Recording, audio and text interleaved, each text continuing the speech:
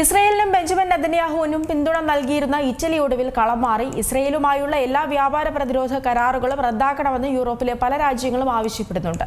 ലെബനനിൽ കഴിഞ്ഞ ദിവസം നടന്ന സംഭവങ്ങളാണ് ഇസ്രയേലിന് തിരിച്ചടി ലഭിക്കാൻ കാരണം.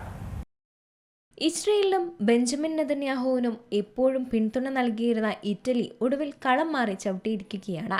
ഇസ്രയേലുമായി അകലം പാലിക്കാനാണ് ഇപ്പോൾ ഇറ്റലിയുടെ തീരുമാനം. പ്രധാനമന്ത്രി ജോർജിയ മെലോനി ഇസ്രയേലുമായുള്ള പ്രതിരോധ കരാറും റദ്ദാക്കിയിട്ടുണ്ട്. ഇസ്രയേലുമായുള്ള എല്ലാ വ്യാപാര പ്രതിരോധ കരാറുകളും റദ്ദാക്കണമെന്ന് യൂറോപ്പിലെ പല രാജ്യങ്ങളും ആവശ്യപ്പെടുന്നുമുണ്ട്. ലെബനനിൽ കഴിഞ്ഞ ദിവസം നടന്ന സംഭവങ്ങൾ തന്നെയാണ് ഇസ്രയേലിന് തിരിച്ചടി ലഭിക്കാനുള്ള കാരണവും. 2023 ഗാസയിൽ ഇസ്രയേൽ തുടങ്ങിയ ശക്തമായ ആക്രമണമാണ് യൂറോപ്പിനെ മാറ്റി ചിന്തിപ്പിച്ചത്. കുട്ടികളെയും സ്ത്രീകളെയും ഉൾപ്പെടെ കൊലപ്പെടുത്തുകയും ആശുപത്രികളും സ്കൂളുകളുമെല്ലാം തകർക്കുകയും ചെയ്ത ആക്രമണം സ്പെയിൻ, ഫ്രാൻസ്, ബ്രിട്ടൻ, അയർലൻഡ് എന്നീ രാജ്യങ്ങളെ പരസ്യമായി തന്നെ ഇസ്രയേലിന്റെ എതിർചേരിയിലാക്കിയിട്ടുണ്ട്. ഗാസയിൽ നടത്തിയ കൂട്ടക്കൊല, വെസ്റ്റ് ബാങ്കിൽ ഇസ്രയേലി കുടിയേറ്റക്കാർ ചെയ്യുന്ന ക്രൂരതകൾ, ലെബനനിലെ ആക്രമണം എന്നിവയെല്ലാം യൂറോപ്പിൽ വലിയ പ്രതിഷേധത്തിനാണ് ഇടയാക്കിയിരിക്കുന്നത്.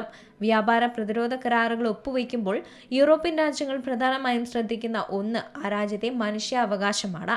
ഇവിടെയാണ് ഇസ്രയേലിന്റെ മാർക്ക് കുറഞ്ഞത്. ലെബനനിൽ UN സമാധാന സേനയുടെ ഭാഗമായി ഇറ്റലിയുടെ സൈന്യം നിലയുറപ്പിച്ചിട്ടുമുണ്ട്.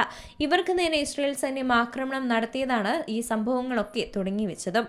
ഇസ്രയേലിൽ സൈന്യത്തിന് നഷ്ടം വരുത്തിയ ഈ ആക്രമണത്തെ ഇറ്റലി അപലപിക്കുകയും ചെയ്തിട്ടുണ്ട്. ഇസ്രയേലിന്റെ അംബാസഡറെ വിളിച്ചു വരുത്തിയാണ് പ്രതിഷേധം. ഇസ്രയേലിന് ആയുധം വിൽക്കുന്ന പ്രധാന രാജ്യം കൂടിയാണ് ഇറ്റലി. ഗാസയിൽ ആക്രമണം തുടങ്ങിയ വേളയിൽ ഇവർ ഇസ്രയേലിന് ആയുധം നൽകുന്നത് നിർത്തിവച്ചിരുന്നു.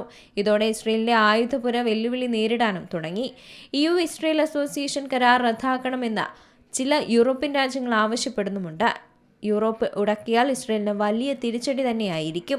ഇസ്രയേലിൽ 34% ഇറക്കുമതി ചെയ്യുന്നത് യൂറോപ്പിൽ നിന്ന് തന്നെയാണ്. ഇസ്രയേലിന്റെ 28% കയറ്റുമതിയും യൂറോപ്പിലേക്കാണ്. ഇതെല്ലാം നിലച്ചാൽ ഇസ്രയേൽ സാമ്പത്തിക ഞെരുക്കത്തിലേക്ക് നീങ്ങും. ഐക്യരാഷ്ട്രസഭയിൽ പലപ്പോഴും ഇസ്രയേലിന്റെ രക്ഷയ്ക്കെത്തിയിരുന്ന ഹംഗറിയിലെ വിക്ടർ ഓർബന്റെ ഭരണകൂടം താഴെ വീണതും നെതന്യാഹുവിന് തിരിച്ചടി തന്നെയാണ്. International desk, Zee Malayalam news. ഏറ്റവും പുതിയ വാർത്തകളും വിശേഷങ്ങളും വിരൽത്തുമ്പിലറിയാൻ സീ മലയാളം ന്യൂസ് എല്ലാ ഡിജിറ്റൽ പ്ലാറ്റ്ഫോമുകളിലും ലഭ്യം.